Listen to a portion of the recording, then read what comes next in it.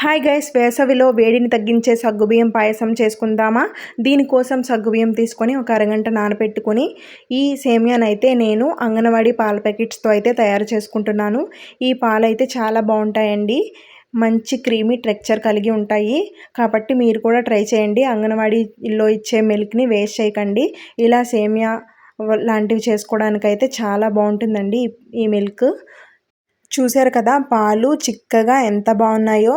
ఇలా పొంగులాడుతూ మరిగిన తర్వాత నానబెట్టుకున్న సగ్గుబియ్యం యాడ్ చేసుకొని దోరగా గోల్డెన్ బ్రౌన్ కలర్ వచ్చిన సేమియాలు కూడా యాడ్ చేసుకొని బాగా ఉడికిన తర్వాత ఇలాచీ పౌడర్ యాడ్ చేసి చల్లారిన తర్వాత మీకు నచ్చినట్లయితే బెల్లం లేదంటే షుగర్ యాడ్